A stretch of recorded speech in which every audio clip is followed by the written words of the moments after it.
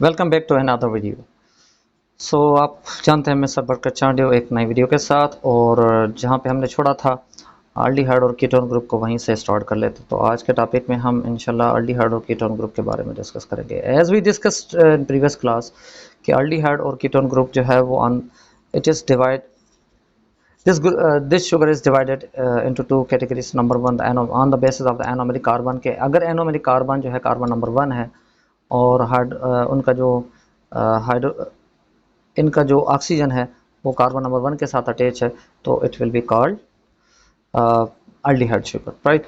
और ketone group की अगर हम बात करते हैं तो ये कीटोन ग्रुप जो है वो कार्बन नंबर 2 के साथ होगा। याद कर लें, कार्बन नंबर 1 के साथ अगर ये ऑक्सीजन डबल बॉन्डेड है तो उसको अल्डिहाइड ग्रुप कहते हैं, और कार्बन नंबर 2 के साथ जब यह ग्रुप अटैच होगा, ऑक्सीजन अटैच होगा, तो ये होगा कीटोन शुगर। तो कीटोन शुगर और अल्डिहाइड शुगर में यही बेसिकली फ़र्क होता है। ठीक है जी, चलते हैं इसकी जो है फर्दर इंफॉर्मेशन की तरफ। तो ये दो डायग्राम से मैंने बनाया, ओपन डायग्राम से मैंने बनाई हुई है यहाँ पे। और यहाँ पे देखें ज़रा कि ये कार्बन नंबर 1 है और ये 2 है, ये 3 है और ये 4 है, ये 5 और 6 है, राइट। तो यहाँ से देखें ज़रा कि यहाँ पे ये 3 कार्बन, यहाँ पे भी 3 कार्बन, दोनों जो है इनकी पोजीशंस को देख लें कि ये फिशर प्रोजेक्शंस कहलाता है। ये पोजीशन ये स्टेबल करती है, कार्बन नंबर 3 जो है वो स्टेबल करती है, स्टेबिलिटी देती है किसी भी शुगर को, चाहे वो फ्रुक्टोज हो चाहे वो ग्लूकोज हो। तो डियर स्टूडेंट्स, मैंने आपको पहले बताया था कि फ्रुक्टोज और ग्लूकोज हो या गैलेक्टोज हो, दीज आर द आइसोमर्स। तो दीज आर आइसोमर्स क्योंकि they are having the similar formula but their ornamental will be ornament of their atoms will be the change। ठीक है, तो उनका जो ऑर्नामेंटल जो पोजीशंस होगी एटम्स की वो चेंज होगी, लेकिन their formula will be the same, right. इसलिए हम इसको आइसोमर्स कहते हैं। तो चलें, इसको किसने बताया था? इसको फिशर ने बताया था। इसकी पोजीशन को किसने बताया था, क्लियर किया था कि भाई ये कार्बन नंबर 3 पे जो OH ग्रुप है वो किसी भी शुगर को स्टेबिलिटी देता है, तो ये बताया था फिशर ने। तो फिशर प्रोजेक्शंस के तौर पे इसका MCQ आ सकता है कि which OH group is said to be the Fischer, या which carbon projections refers to the Fischer hypothesis या फिशर प्रोजेक्शंस। तो बच्चा it will be carbon number 3, right. तो कार्बन नंबर 3 जो है वो स्टेबल करेगा इन दोनों शुगर्स को। तो डियर स्टूडेंट्स, इन दोनों को हम कहते हैं ये पॉलीहाइड्रोक्सी या पॉलीहाइड्रो कीटो शुगर है। तो कीटोन शुगर और अल्डिहाइड शुगर जो है दोनों हमने डिस्कस कर लिए कि कीटोन शुगर हम इसको क्यों कहते हैं और अल्डिहाइड इस शुगर को क्यों कहते हैं on the basis of their anomeric carbon. तो एनोमेरिक कार्बन को ध्यान में रखें कि जिनका एनोमेरिक कार्बन कार्बन नंबर 1 पे है तो उनको अल्डिहाइड शुगर कहते हैं, उसकी कैटेगरी में आता है।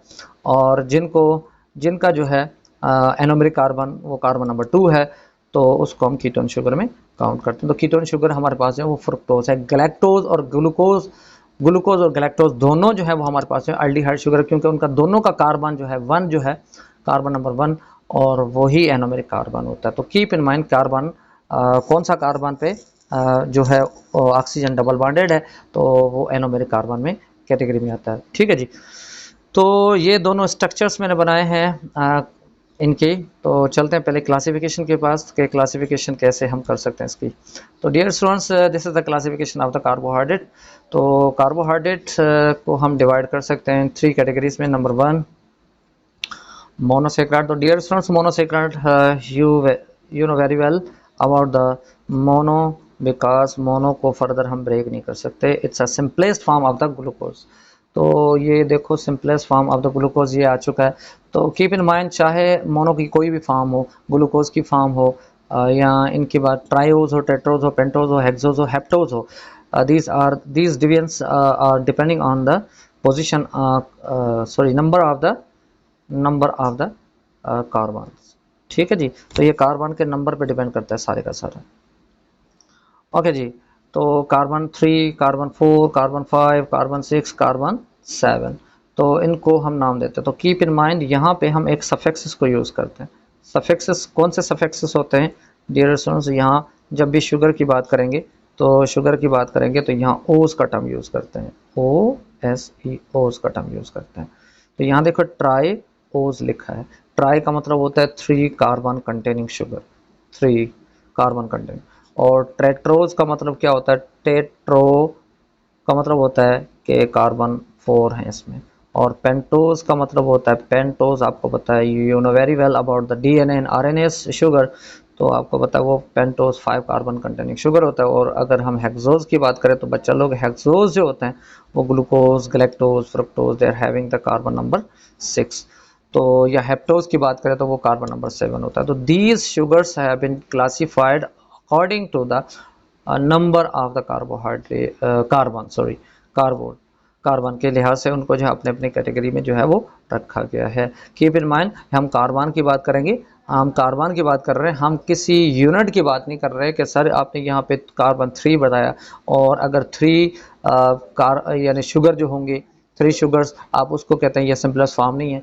तो डियर स्टूडेंट्स, ये किसी एक कार्बन की शुगर की बात कर रहे हैं, सॉरी किसी एक शुगर के कार्बन्स की बात करेंगे। क्या कोई ऐसी शुगर है जिसमें सिर्फ और सिर्फ 3 कार्बन है, लेकिन it should be the single sugar, ठीक है, क्योंकि वो सिंपलेस्ट फॉर्म है, तो इसको हम कहेंगे कि ये मोनोसेक्राइड है, राइट। चलते हैं मोनोसेक्राइड में कौन कौन सी एग्जांपल्स आती हैं अभी। होप ये चीज़ें आपको समझ में आ गई होंगी। देखें ज़रा इन सब की अगर हम बात करें तो फर्दर जैसे हमने ये पढ़ा कि एक होता है हमारे पास ग्लिसरॉल एल्डिहाइड, दूसरा होता है हाइड्रो ऑक्सी एसीटोन। तो ये 3 नंबर कार्बन जब भी ग्लूकोज को ब्रेक करते हैं ग्लाइकोलाइसिस होता है। तो बच्चा लोग आपने पढ़ा है बायो एनर्जेटिक में, तो ग्लूकोज जो ग्लाइकोलाइसिस में उसको करते हैं, ब्रेक करते हैं, तो उसके 2 फेस होते हैं, एक प्रिपरेटरी फेस होता है और दूसरा जो है ऑक्सीडेटिव फेस होता है। तो ऑक्सीडेटिव फेस में आपने देखा कि यहाँ पे ग्लिसरॉल एल्डिहाइड जो है वो बन जाता है C3 बन जाता है, ठीक है। तो C3 और दूसरा ये यानी ये है एल्डिहाइड ग्रुप। जब एल्डिहाइड ग्रुप को 3 कार्बन में आप कंटेन कर देंगे, ग्लूकोज को डिवाइड कर देंगे, तो ये एल्डिहाइड ग्लिसरॉल एल्डिहाइड हो जाएगा, क्योंकि glycerol aldehyde 3 carbon containing sugar को हम कहते हैं।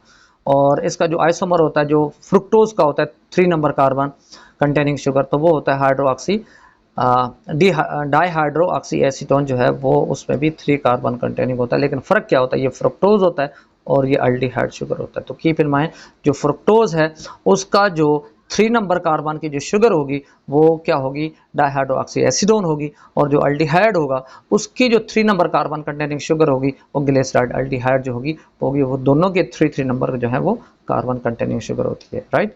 तो चलते हैं अभी फर्दर मोर क्लासिफिकेशन। मोनोसेक्राइड में हमने पढ़ा कि मोनोसेक्राइड वो शुगर होती है जिसको फर्दर ब्रेक हम नहीं कर सकते, वो सिंपलेस्ट फॉर्म होती है, राइट।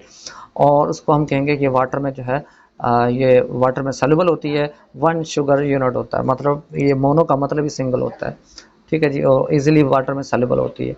इजीली सॉल्युबल का मतलब ये होता है कि भाई इसको ये क्रिस्टल फॉर्म में होती है और वाटर में इजीली सॉल्युबल होती है, ये स्वीटेस्ट फॉर्म होती है। तो ये डियर स्टूडेंट्स, यहाँ पे मैंने मोनोसेक्राइड की बात की है कि ये स्वीटेस्ट होती है।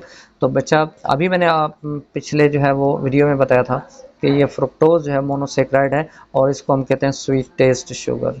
क्या बोलते हैं इसको, स्वीटेस्ट शुगर बोलते हैं। जैसे हमने कहा था कि सेलुलोज शुगर वो शुगर है जिसको एबंडेंटली जो माहौल में पाई जाती है वो शुगर, ठीक है जी।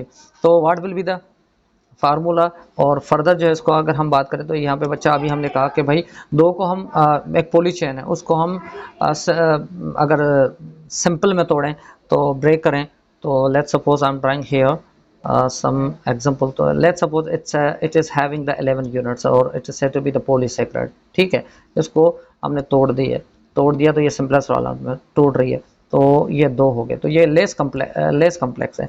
लेकिन जब इसको सिंगल में मैंने तोड़ दिया तो इसको सिंगल से फिर फर्दर में ब्रेक नहीं कर सकता, क्योंकि मोनोसेक्राइड को फर्दर किस में ब्रेक करेंगे, 2 होंगे यूनिट तो उसको 1 में हम कर सकते हैं कि हर एक में कर सकते हैं। लेकिन 1 शुगर जो है इट्स इनफ टू ब्रेक, क्योंकि it can not be hydrolysis more, ठीक है जी। तो इसको हम ब्रेक नहीं कर सकते। तो these are the example of the monosaccharide, glucose, fructose, mannose, galactose and ribose sugars, right, ठीक है।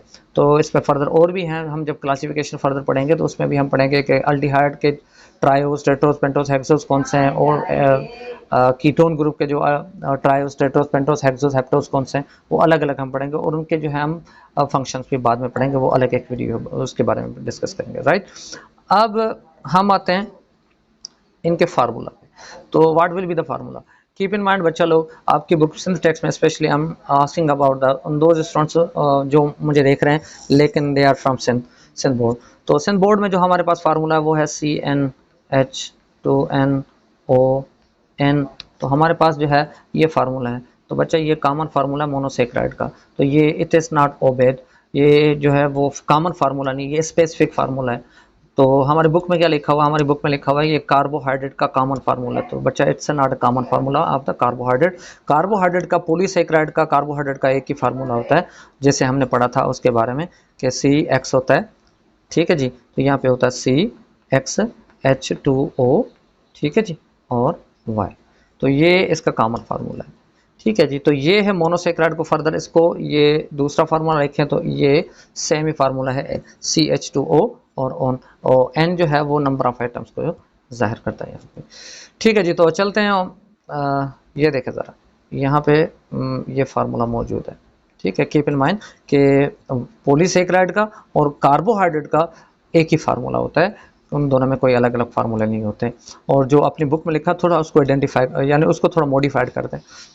जो सिंध बोर्ड से जो ताल्लुक़ रखने वाले हमारे स्टूडेंट्स हैं वो इस चीज़ को क्या करेंगे, वो थोड़ा सा मॉडिफाई कर देंगे। Got it. अच्छा, चलते हैं ओलिगोसेक्राइड। तो ओलिगो का लिटरली टर्म क्या करता है, literally it mean by the small chain. Oligo का मतलब ही होता है फ्यू, ठीक है जी। ओलिगो का मतलब होता है few. Few saccharide means they are having the few sugar molecules. Approximately कितने होंगे, ये देखो जी, अगर डेक्स्ट्रिन की बात करते हैं, डेक्स्ट्रिन की, वो तो 3 to क्या होगा 10 मॉलिक्यूल्स होंगे, ठीक है, 3 to 10। एक्चुअली हम देखते हैं कि भाई इसको हम डेक्स्ट्रिन भी बोलते हैं, और अगर देखा जाए इनकी कैटेगरी को तो 2 से लेकर ये 10 तक जो मॉलिक्यूल होते हैं वो भी ओलिगोसेक्राइड, क्योंकि डाइसेक्राइड भी इस ओलिगोसेक्राइड में ही आता है। It's a part of the oligosaccharide because there is no any other distinction between the other class of the carbohydrate. जैसे कि हम डाइसेक्राइड को कहेंगे भाई ये 4th क्लास है, तो it is not a 4th class, it is included in the oligosaccharide, right. तो यहाँ पे देखें कि जो हमारे पास शुगर मॉलिक्यूल है वो 2 to 10 शुगर यूनिट्स होंगे when combined together to form the less complex chain. तो ये लेस सॉल्युबल होगा होगा लेकिन कम होगा। और अगर बात करते हैं इसकी स्वीटनेस की, तो ये लेस स्वीट होगा, और ये हाइड्रोलाइसिस कर सकते हैं क्योंकि it is having that 10 units. अब देखें ये 3 यूनिट्स होंगे तब भी हम इसको क्या बोलेंगे, इसको ट्रायोज शुगर तो बोलते हैं, लेकिन triose sugar it's also part of the oligosaccharide. और अगर मैं कहूँ टेट्रोज शुगर, तो टेट्रोज शुगर जो है मतलब वो उसके 4 जो शुगर के 4 जो ये यूनिट्स हैं जिसको टेट्रोज शुगर कहते हैं वो भी पार्ट है किसका, ओलिगोसेक्राइड। तो बच्चा ये ट्रायोज, टेट्रोज, पेंटोज वो कार्बन एटम के लिहाज से हम कह रहे थे, लेकिन यहाँ पे शुगर का टर्म में उसके साथ एडिशनली मैं ऐड कर रहा हूँ। तो ये शुगर वो शुगर हैं जो कम्प्लेक्स शुगर हैं, होंगी तो लेस कम्प्लेक्स लेकिन हैं तो कम्प्लेक्स। इसको ब्रेक कर सकते हैं, देखिए इसको ब्रेक करेंगे, इसको ब्रेक करेंगे, लेकिन मोनोसेक्राइड को फर्दर ब्रेक नहीं कर सकते, वो सिंपलेस्ट फॉर्म में होता है, राइट। तो इनके एग्जाम्पल हमारे पास कौन कौन सी इनके एग्जाम्पल्स हैं हमारे पास, इनके एग्जाम्पल हमारे पास है माल्टोज है, लैक्टोज है और सुक्रोज है। तो बच्चा लोग याद कर लें, ये एक मैं ड्रा कर रहा हूँ ये चीज़ें। तो how how they do form the sugar. Glucose की बात करेंगे तो glucose plus glucose, when 2 glucose units combine together by releasing the water molecule, और glucose plus galactose, glucose plus galactose and glucose. देखें जी ग्लूकोज सब में पार्टिसिपेट कर रहा है, बाकी जो है वो दूसरे जो होंगे वो उनके आइसोमर्स होंगे। तो ग्लूकोज प्लस ग्लूकोज क्या होगा, maltose, M for maltose. Glucose plus galactose it will be lactose, ठीक है जी। Glucose plus fructose it will be sucrose. तो सुक्रोज जो है वो क्या है, वो प्लांट शुगर है, ठीक है जी। ये तो this is a plant sugar. और इसकी लैक्टोज की बात करें इट्स मिल्क शुगर, और माल्टोज की बात करें तो ये माल्टोज है ग्लूकोज के कॉम्बिनेशन से ये माल्ट शुगर कहलाती है, राइट। ये माल्ट शुगर है। तो these are the example of the oligosaccharides. और इनके अलावा अगर हम बात करें इनके फार्मूला की तो CN, अगर हम बात करते हैं इनके फार्मूला की तो CnH2O ओ, ये जो N है -1, तो माइनस जो है N किसको शो करता है, ये वाटर के रिमूवल ऑफ द वाटर को शो करता है। -1 मतलब ये कि जब एक दो यूनिट जो है ग्लूकोज यूनिट से आपस में combine together by eliminating of the water molecule, तो when water molecule will be eliminate from the combination of OH and H molecules, तो बॉन्डिंग जब इनकी बनती है, ग्लाइकोसाइडिक बॉन्डिंग बनती है, तो वहाँ से जो वाटर मॉलिक्यूल जो क्या होता है, एलिमिनेट होता है, रिमूव होता है, जिसको हम कहते हैं डिहाइड्रेशन। तो it will be called dehydration इसको कहते हैं। तो इसको हम वन मॉलिक्यूल होता है, इन दो के कॉम्बिनेशन से एक एक जो मॉलिक्यूल रिमूव होगा, तो this symbol has been using. Okay जी, तो आगे चलते हैं पॉलीसेकेराइड की तरफ। तो polysaccharide what will be the further aspects of the polysaccharides. The polysaccharide means it is having the macro or polymers chain. तो यहाँ पे ग्लूकोज के जो है वो रिपीटेटिंग यूनिट्स होंगे, when repeating units of the glucose combine together by eliminating of the water molecules when they form the glycosidic linkage, right. तो glycosidic linkage जो है वो बनती जा रही है और छोटे छोटे मॉलिक्यूल्स मिल मिलकर बड़े बड़े मॉलिक्यूल्स बनाते जा रहे हैं। तो इसको हम कहेंगे they will form the huge chain, huge molecular chain which is round about more than 10 molecules. तो उसको हम कह सकते हैं कि भाई कम से कम 11 हो, ज़्यादा से ज़्यादा तो अनकाउंटेबल हो सकते हैं, लेकिन कम से कम 10 से ऊपर हो। 11 जो है it's more than the 10 molecules, तो उसको हम कहते हैं ये पॉलीसेकेराइड है। तो more than 10 sugar molecules combined together, more than 10, तो 11 मोर देन 10 होता है। इसके टेस्ट की बात करें तो टेस्ट लेस होता है और हाइड्रोलाइसिस को कर सकते हैं, क्योंकि आपको पता है कि इसको जितनी ज़्यादा कम्प्लेक्स होती है उसको हम उतना ही हम कर सकते हैं। तो यहाँ पे लिखा हुआ स्पैरिंगली सॉल्युबल, तो बच्चा स्पैरिंगली सॉल्युबल का मतलब ये होता है कि यहाँ समवाट जो है इसकी कंडीशन जो ऐसी होती है जैसे कि कभी हम ठंडा वाटर कर दिया, कभी गर्म वाटर कर दिया। तो हमारे पास जो स्टार्च जो है आपके सामने एक एग्जांपल है इसके, it is having the 2 chains, amylose and amylopectin. Amylose जो होती है वो स्ट्रेट चेन होती है, स्ट्रेट चेन होती है, और स्ट्रेट चेन जो होती है वो 1,4 ग्लाइकोसाइडिक लिंकेज पे जो है वो कंसिस्ट करती है। 1,4 अल्फा ग्लाइकोसाइडिक लिंकेज होती है। ये मैं बता देता हूँ आगे जो है अगली जो है क्लास में, अगली लेक्चर में जो है मैं उसको ये डिस्क्राइब कर दूंगा 1,4 कैसे होता है, 1,6 कैसे होता है। ठीक है जी। तो एक दूसरा चेन इसका होता है जिसको हम कहते हैं, चलें जी यहाँ पे थोड़ा सा बता दूँ, बोला स्टूडेंट जो है वो वेट करेंगे कि सर ने बताया नहीं। ठीक है जी, तो यहाँ पे हम ड्रा कर दी मैंने स्ट्रक्चर। तो डियर स्टूडेंट्स, ये कार्बन नंबर 1 होता है, 2, 3, 4, 5 और 6 आउट ऑफ रिंग होता है।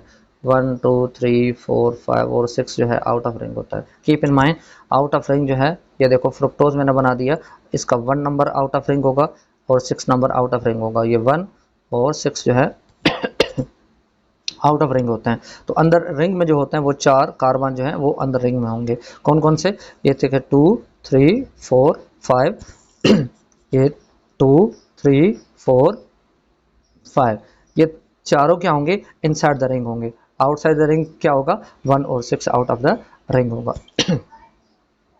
ये देखें 1, 2, 3, 4, तो ये अल्फ़ा शुगर है क्योंकि यहाँ इनका OH जो है वो नीचे है, इनका भी OH जो है वो नीचे होता है।